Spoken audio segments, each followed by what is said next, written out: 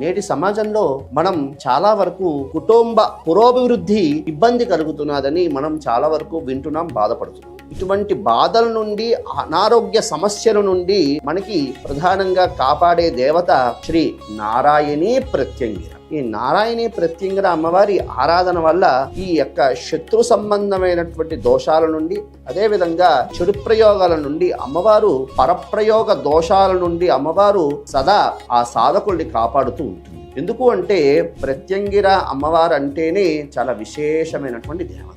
ఎందుకు ఆవిడకి వైశిష్ట్యం కలిగింది అంటే, ఈవిడ్ని అంగిరస మహాముని ఆరాధన చేశాడు. ఆయన అమ్మవారిని దర్శించుకున్నాడు. ప్రధానంగా తన సాధకులు అంటే తన భక్తులు ఎవరు ఉన్నారో వాళ్ళకి చెడు ప్రయోగాలు ఎవరు చేస్తున్నారు అని చేసే లోపలే తిప్పికొట్టేస్తుంది అమ్మవారు. అటువంటి విశేషమైనటువంటి దేవత ఈ ప్రత్యంగిర అమ్మవారు. భక్తుల్ని అనుక్షణం కాపాడుతూ తల్లి ఒక పిల్లవాడిని ఏ విధంగా కాపాడుతూ ఉంటుందో ఆ విధంగా కాపాడుతున్నటువంటి దేవత ఈ నారాయణీ ప్రత్యంగిర. అటువంటి విశేషమైనటువంటి దేవతకి సంబంధించినటువంటి హోమం మంగళవారం అమ్మవారికి చాలా ఇష్టమైనటువంటి వారం. అదే విధంగా అమావాస్య తిథి అమ్మవారికి చాలా ఇష్టమైనటువంటి తిథి కాబట్టి దాన్ని పురస్కరించుకుని విశేషంగా నారాయణీ ప్రత్యంగిర హోమం అష్టద్రవ్యాలతో చాలా విశేషంగా నిర్వహించడం పడుతున్నది. కాబట్టి భక్తులందరూ కూడా హోమంలో పాల్గొని వారి వారి దోషాల నుండి, వారికి సంబంధించినటువంటి ఈ అనారోగ్య సమస్యలు అనుకోండి,